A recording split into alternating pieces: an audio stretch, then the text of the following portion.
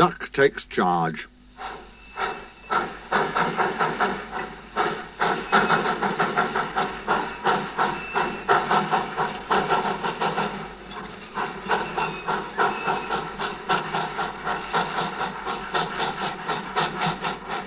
Do you know what? Asked Percy. What? Grunted Gordon. Do you know what? Silly, said Gordon crossly. Of course I don't know what, if you don't tell me what is. The Fat Controller says that the work in the yard is too heavy for me. He's getting a bigger engine to help me. Rubbish, put in James. Any engine could do it, he went on grandly. If you worked more and chattered less, this yard would be a sweeter, a better, and a happier place. Percy went off to fetch some coaches. That stupid old Signal, he thought. No one listens to me now. They think I'm a silly little engine and order me about. I'll show 'em. I'll show 'em. He puffed as he ran about the yard, but he didn't know how. Things went wrong. The coaches and trucks behaved badly, and by the end of the afternoon he felt tired and unhappy. He brought some coaches to the station and stood panting at the end of the platform. "Hello, Percy," said the Fat Controller. "You look tired." "Yes, sir. I am, sir.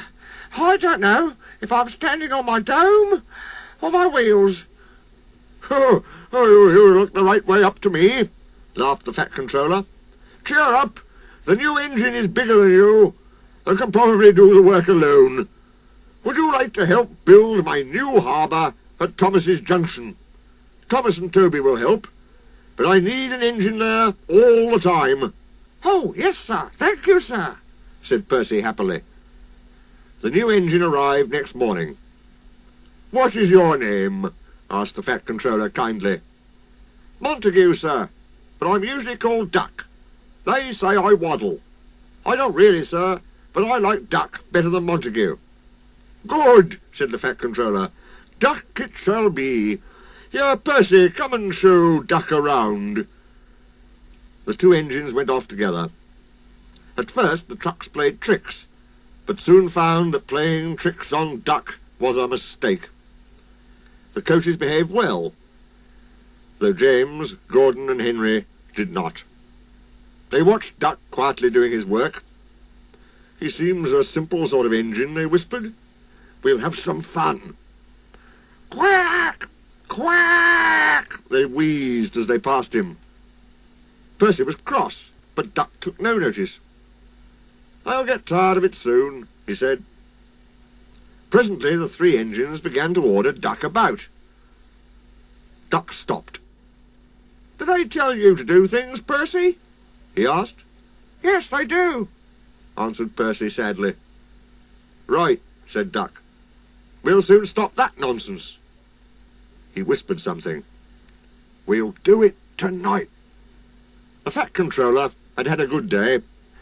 There had been no grumbling passengers. All the trains had run to time, and Duck had worked well in the yard. The Fat Controller was looking forward to hot buttered toast for tea at home. He had just left the office when he heard an extraordinary noise. "Bother," he said, and hurried to the yard. Henry, Gordon and James were whooshing and snorting furiously, while Duck and Percy calmly sat on the points outside the shed, refusing to let the engines in. "Stop that noise," he bellowed. "Now, Gordon." "They won't let us in," hissed the big engine crossly. "Duck, explain this behaviour." "Oh, beg pardon, sir, but I'm a Great Western engine. We Great Western engines do our work without fuss, but we are not ordered about by other engines. You, sir, are our controller.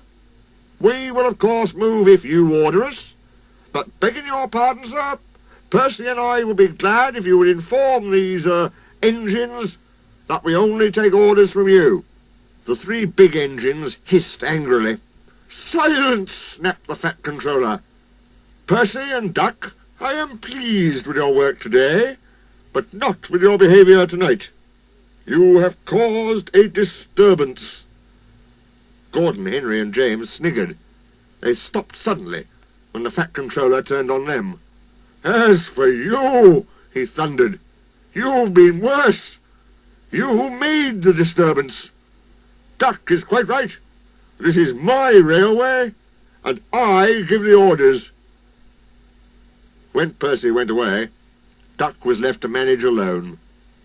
He did so easily.